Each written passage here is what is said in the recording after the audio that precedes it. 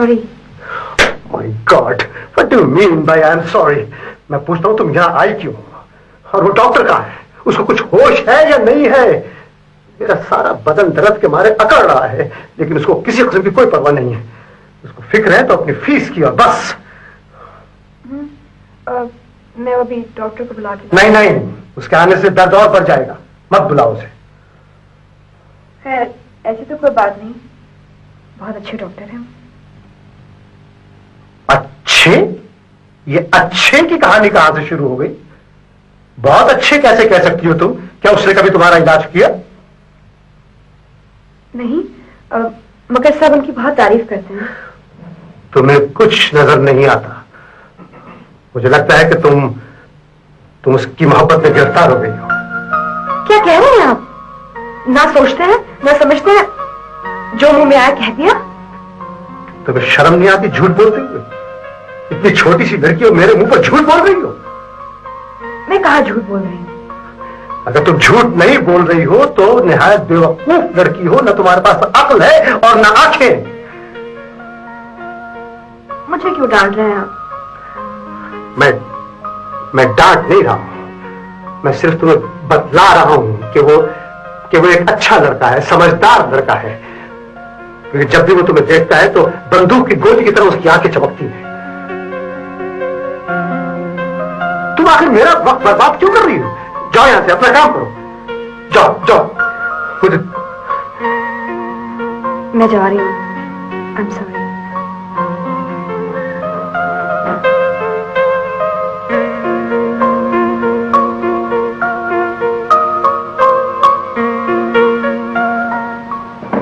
Daddy कह रहे थे कि आप बिल्कुल ठीक है।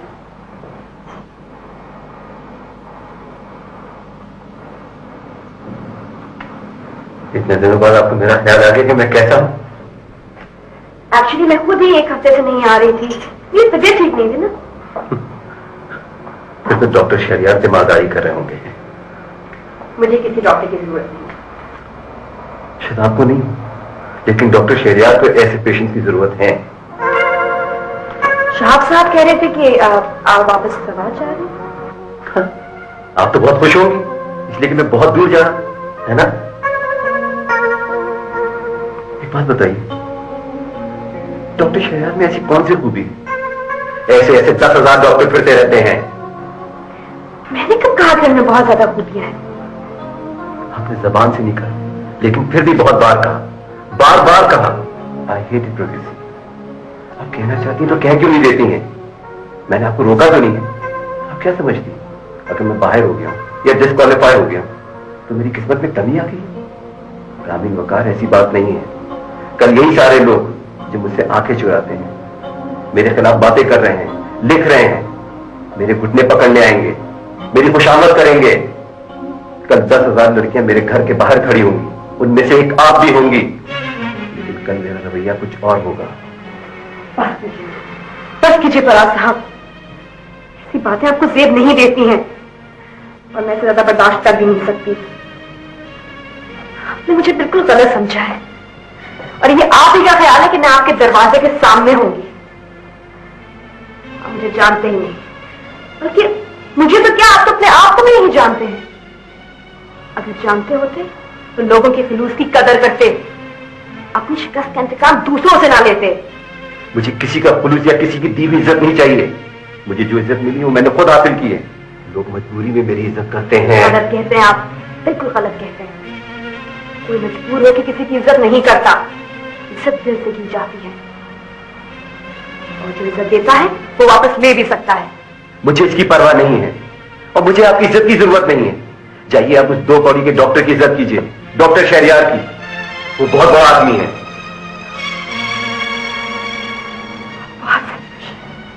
बहुत सेल्फिश है आपको सिर्फ अपनी परवाह है, अपनी जात से मोहब्बत है और अपनी ही मोहब्बत से आप इतना खो गए हैं कि आपको सही और गलत की पहचान भी नहीं रही। आपकी पहचान मुझे हो गई अच्छी तरह, इसलिए आप यहां से जा सकती हैं। मुझे आपकी जरूरत नहीं है। चली जाऊंगी मैं, लेकिन ये जरूर बताऊंगी कि आपका कद इतना ऊंचा नहीं जितना कि आप समझते हैं। आप कहते हैं कि आपको किसी की जरूरत नहीं है। You are wrong. उनकी बहुत जरूरत है, क्योंकि उनके बगैर आप कुछ भी नहीं है। दूसरे आपको इज्जत देते हैं तो आपको इज्जत मिलती है, दूसरे आपको चाहते हैं तो आपको पॉपुलैरिटी मिलती है। अकेले आप क्या है? You are nothing. अब मैं नहीं रुक सकती, यहां तक आप ही मुझे लाए हैं, और ये तलखी आप ही ने मुझे दी है, जो कि मैं लौटा रही हूं। ये सब मैं अपने लिए नहीं कह रही, क्योंकि मुझे आपसे कोई एक्सपेक्टेशंस नहीं है, कोई उम्मीदें नहीं है। ये सब मैं आप ही के लिए आपसे कह रही हूं, क्योंकि आप अपने ही हाथों से अपनी जिंदगी तबाह कर रहे हैं। लेकिन अगर आपको फिक्र नहीं है तो दूसरे को क्यों परवाह होगी?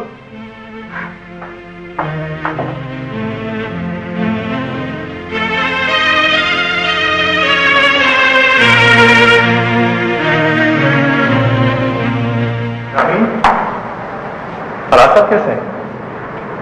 ठीक है। मैंने सुना है वो सवार जा रहे हैं, क्यों? का घर है वहां, इसलिए जा रहे हैं। ऐसी फिर तो अच्छी बात है। अगर आराम ही करना है तो सवार से बेहतर कौन सी जगह हो सकती है आराम के लिए? आइए फिर उनके कमरे में उनको बता दें कि अब वो ठीक है और 2-4 दिन में सफर कर सकते हैं। नहीं, आप डैडी से कह रहे हैं, वो बता देंगे बात। अब मैं आ ही गया हूं तो मुझे बता देते हैं। आइए ना। डॉक्टर शहरियार, आप उस कमरे में ना जाएं प्लीज। क्यों? बस ना जाएं आप। ठीक है, अगर आप ये समझती हैं कि मेरे उनके कमरे में जाने से उनकी तबीयत खराब होती है तो मैं नहीं जाता, लेकिन आप खुद जाके उन्हें बता दीजिए कि डॉक्टर ने परमिशन दे दी है और वो चाहे तो सफर कर सकते हैं, लेकिन आप चाहें तो रोक भी सकती हैं। मेरा ये मतलब नहीं था। क्या मतलब था आपका? बताइए। God sakes, I'm a doctor. आपने मेरे बारे में सोचा भी कैसे? बहुत ज्यादती की बात है। नहीं, ये बात नहीं है। तो फिर क्या बात है? कुछ नहीं।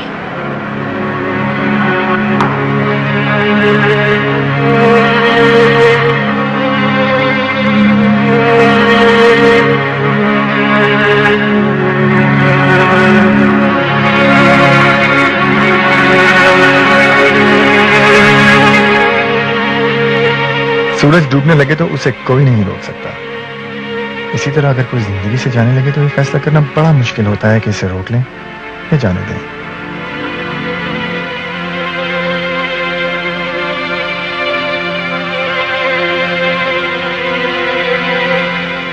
किसी को जबरदस्ती रोकने की कोशिश बिल्कुल ऐसी है जैसे मुट्ठी में रेत को रोकने की कोशिश। मुट्ठी कितनी भी सख्ती से बंद कर लें, उंगलियां टूटने लगेंगी, लोगों में खून जम जाएगा, लेकिन रेत फिर भी उंगलियों के बीच से फिसल कर निकल जाएगी, लेकिन हाथ बिल्कुल खाली रह जाएगा और शायद जिंदगी भी खाली रह जाए। लेकिन मेरे साथ ऐसा नहीं होगा।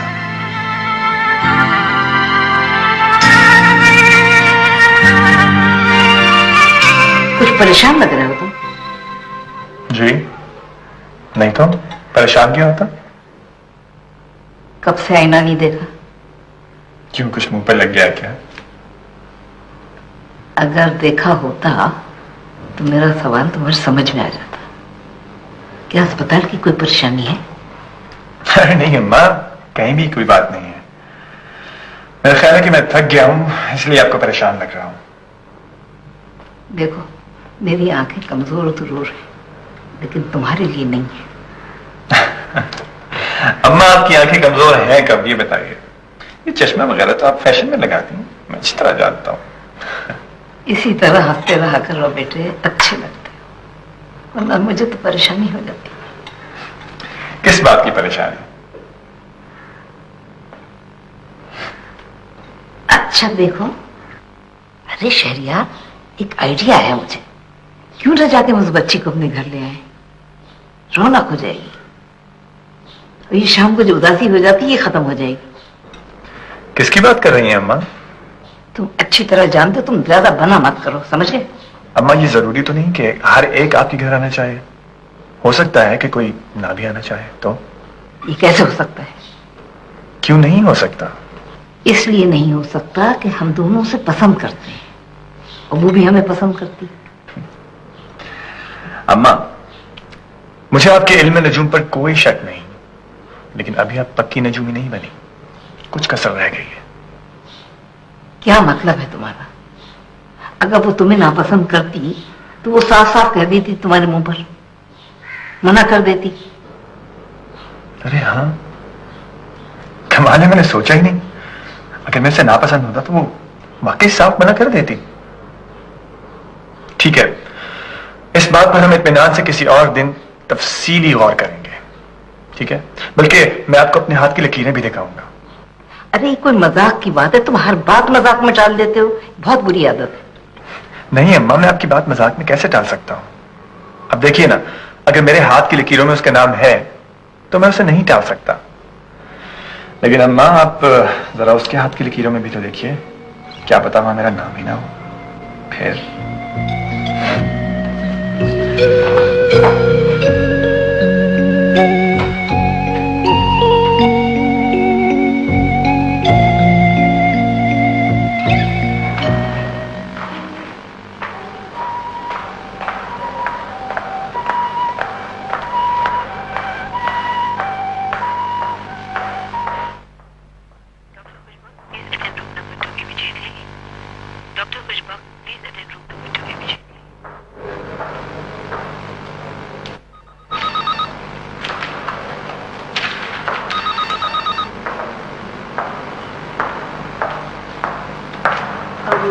Excuse me.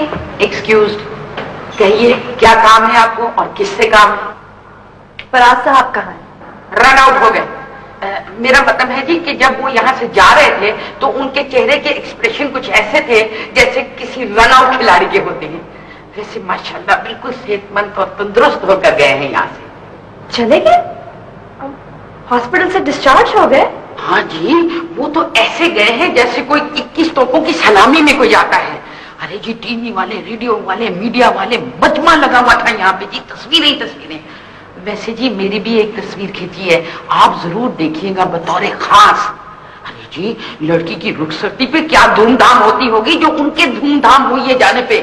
वैसे तो जी मेरा खुद जी चाह रहा था कि मैं गाना गाऊं, मेरी मेहंदी।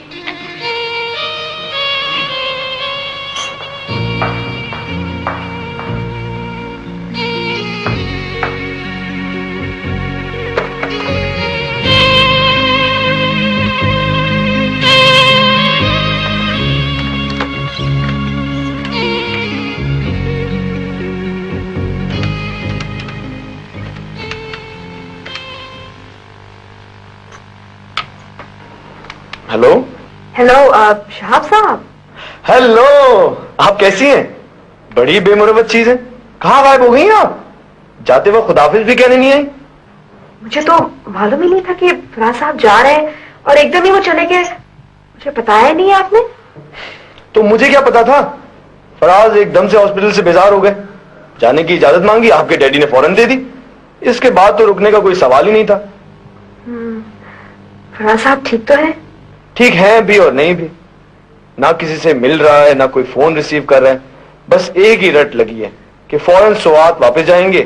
कहता है अब अपने आबाई मकान जाकर रहूंगा, जमीन और बागात को संभालूंगा। ठीक, बस फिर आप ऐसा कीजिएगा, मेरी तरफ से उनका हाल पूछ लीजिएगा। जरूर। वैसे तबीयत अब उनकी ठीक है, आपने माइंड तो नहीं किया? नहीं नहीं, मैंने तो बिल्कुल माइंड नहीं किया। मैं तो बस ये चाहती हूँ कि वो ठीक रहें, अच्छे हो जाएं, दोबारा खेलने लगें।